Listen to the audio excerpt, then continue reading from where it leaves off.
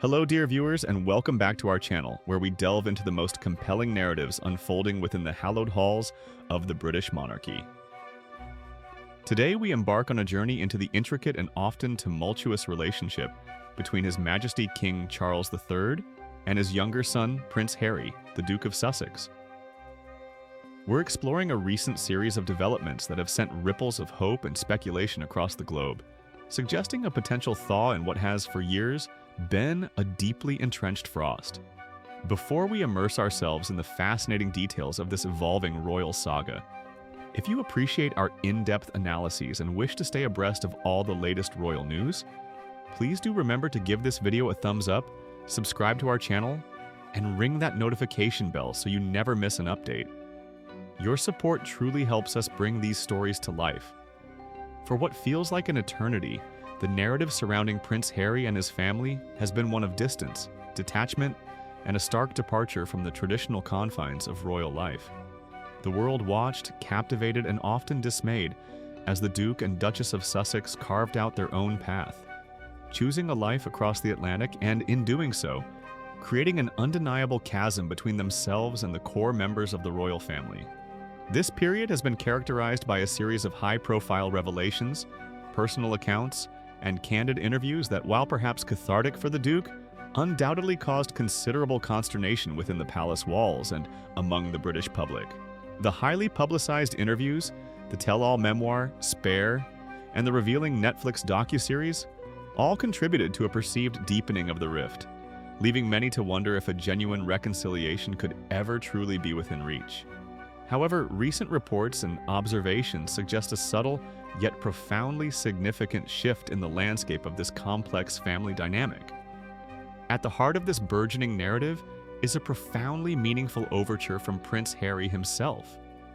A gesture so significant that it has been widely interpreted as a clear demonstration of his enduring connection to, and indeed, his important position within, the very fabric of the royal family. This development comes on the heels of the surprising news that representatives or aides from both Prince Harry's camp and King Charles's household have initiated what can only be described as exploratory discussions aimed at mending fences. For those who have followed this unfolding drama, the mere mention of such discussions might seem almost unimaginable, given the perceived depth of the estrangement. Yet photographs emerged from London capturing the presence of these key representatives, a sight that was immediately dubbed a monumental first step towards a potential future reconciliation between these two pivotal figures in the British monarchy. The optics alone were powerful. The fact that these teams acting on behalf of the King and the Duke of Sussex were engaged in any form of dialogue in the heart of the capital city spoke volumes about a potential shift in strategy and sentiment. It suggested a move away from public pronouncements and a return to the more discreet, traditional methods of diplomacy that have long characterized royal affairs. Following this initial revelation, further details emerged that truly underscored the sincerity and strategic depth of Prince Harry's commitment to bridging the divide. It was reported that the Duke of Sussex extended a highly personal and remarkably practical offer to his father, a proposal to share his working diary. This is not a trivial detail. It is a profound concession, a tangible act of goodwill designed to prevent any inadvertent scheduling conflicts with the engagements of other key members of the royal family. Consider the implications of such an offer.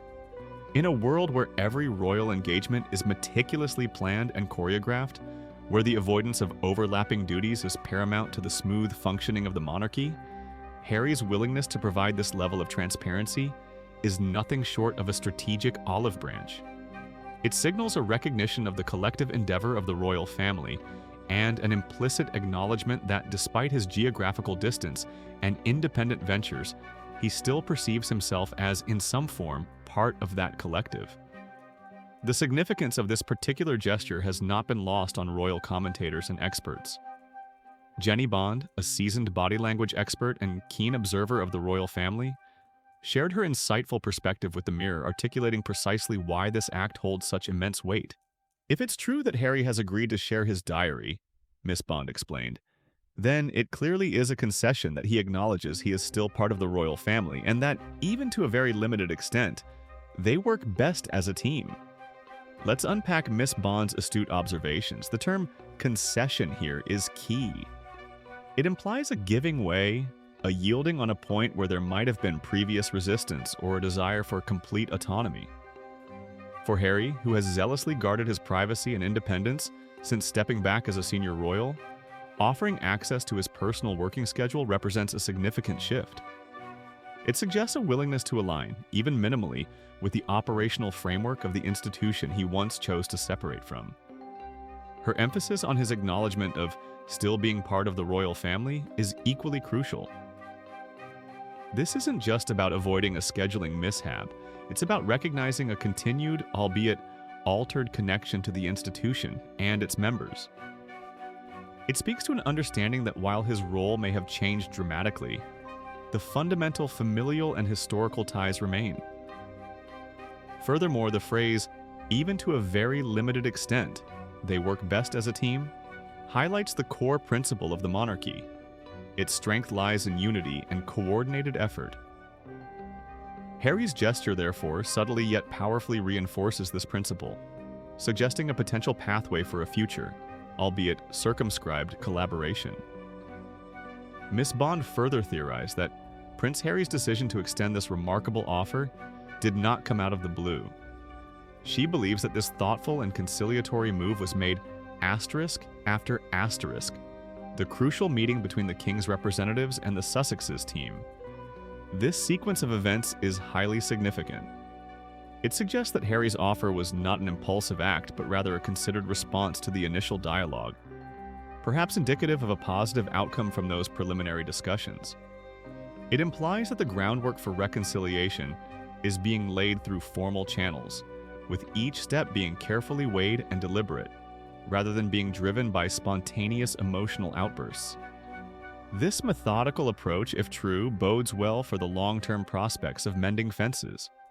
However, while Miss Bond's insights offer a glimmer of hope, she also injects a healthy dose of realism into the burgeoning narrative of reconciliation. She cautioned against the notion that a full restoration of the relationship between the royals and the Sussexes could be achieved with a mere click of the fingers.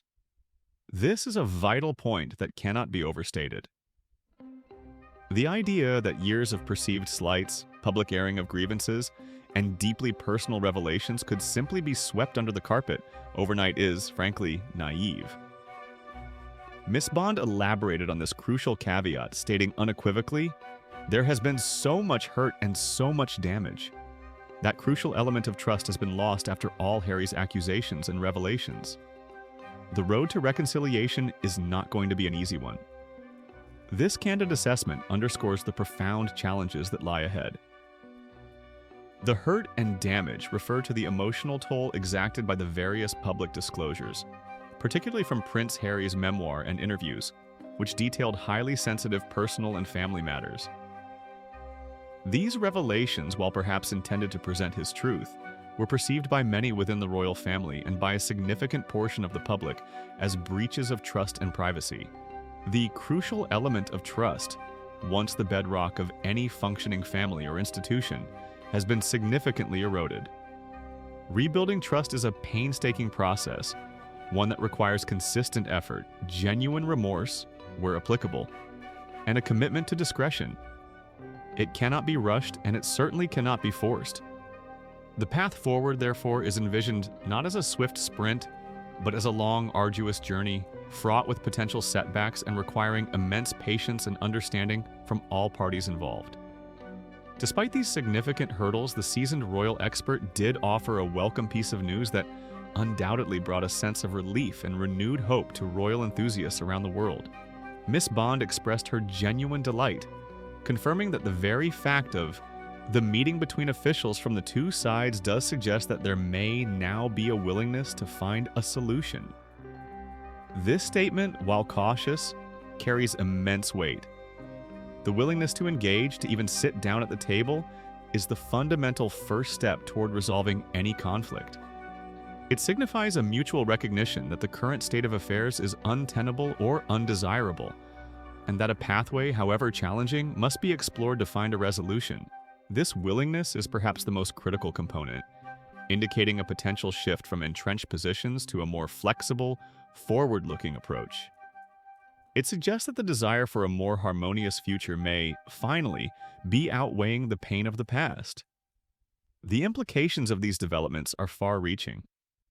For the monarchy, a degree of rapprochement with Prince Harry could serve to stabilize its public image, particularly among younger generations, who may feel a stronger connection to the Duke and Duchess of Sussex.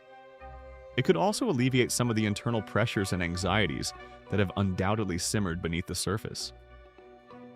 For Prince Harry, a restored, albeit altered relationship with his family could provide a sense of belonging and support, particularly in the wake of King Charles's recent health challenges, which have undoubtedly brought a stark reminder of familial bonds and mortality. However, the path to a complete and lasting reconciliation remains fraught with complexities.